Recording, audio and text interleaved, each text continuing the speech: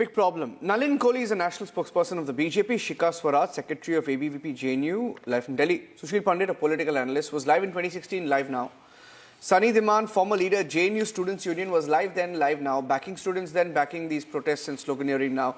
PANKAJ Sharma, senior journalist, pro-Congress, and Anmol Pawar of the Aam Aadmi Party. Let me take this to PANKAJ Sharma.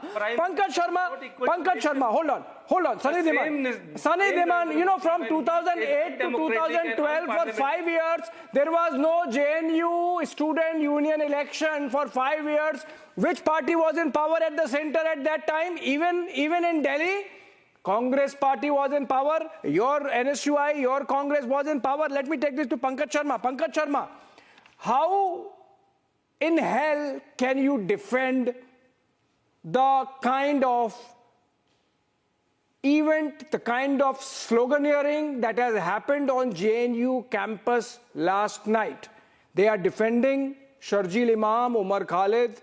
They are going against the wisdom of the Supreme Court verdict. They are abusing the Prime Minister, threatening Prime Minister of the country and the Home Minister of the country with death. PANKAJ Sharma.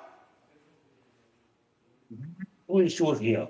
The first is whether people have the right to publicly express disagreement with any court's decision. The second is whether during a protest, slogans that appear malicious should be pressed. So these are two issues. The answer to the first question is that every citizen has the right to publicly express disagreement with a court decision. The Supreme Court itself has stated in several cases that the judiciary is not immune from fair criticism.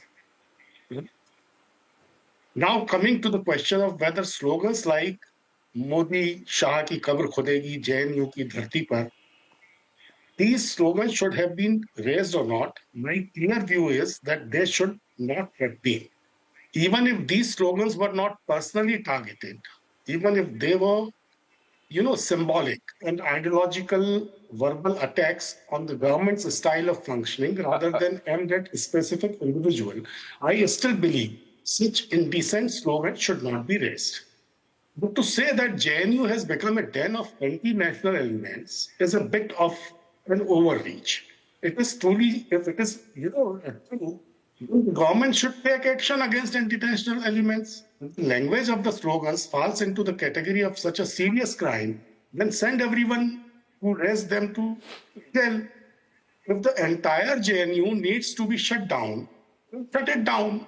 No, not entire JNU. Not entire JNU. One second. Named after Jawaharlal Nehru. Yeah. Not entire JNU. This needs to be clarified. Nobody is accusing the entire institution, the entire campus, all the faculty and students, everyone of the kind of debate that we are having about a section which unfortunately has political control of the student union on campus, holding these kind of events off and on, and with the kind of regularity which is a little discomforting. PANKAJ Sharma, the fact of the matter is that all the officers of the Indian Army, all the officers of the Indian Air Force, all the officers of the Indian Navy, you know what?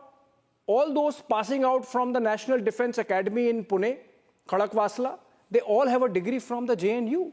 So it just can't be that the entire institution is painted with a broad brush of urban Naxalism. But unfortunately, as I mentioned, PANKAJ Sharma, that there is a section, and remember, I was saying it was your party's government, the Congress government in 2008-2012 period for 5 years did not let the student body elections to be held.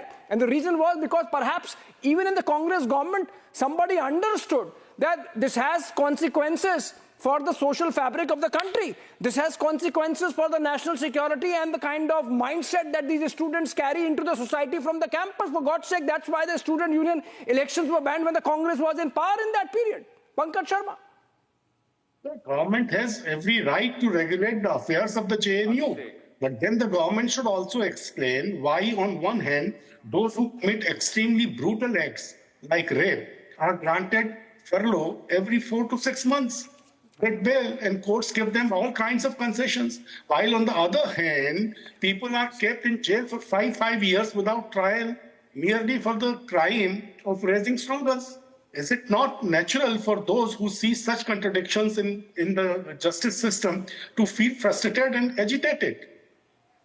That is also an issue.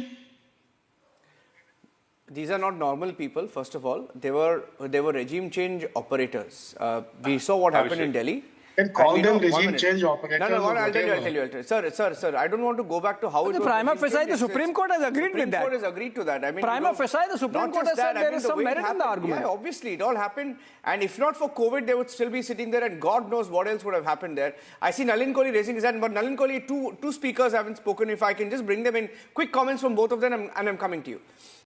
Okay, let Nalin Kohli come in. Students Sunny, hear him. Sunny, hear him. PANKAJ ji, Do you remember how? whether it was Sunny, first hold on. PANKAJ ji, Pankaj, do you remember? PANKAJ ji, or Nalin now is it responding is to Pankaj. Sunny Dhiman. Today, the May I same make day. my Pankaj, point, please? yes. May I make my point? I've been listening to the debate very carefully, and whether it is PANKAJ ji or Sunny Dhiman, both have said we want a fast trial. Trial goes on for years. I'm saying that because I'm in court every day. I have not met a guilty person in my life who says jaldi day-to-day trial karo. Delays are taken by those. Let tomorrow morning, if you believe so much in the innocence of Sharjeel Imam and on this Omar and the others, stand up and say we want day-to-day trial and we will not seek an adjournment. मैं आपको guarantee दे रहा हूं, none of them will say that. Because they know that the trial will end up in their conviction, as it deserves to be. Which is what the Honorable Supreme Court has looked at. There is evidence against them. Clear evidence that you and I, as ordinary citizens, we are a democracy. And you have to do it as per the rule of law. We are not an autocracy. We are not a sort of a country where you can take the might of the the state rule and of the law act that against you are anybody appointing with all the impunity. answers, teachers Just in throw all out the somebody, throw universities? somebody in jail. It's not possible.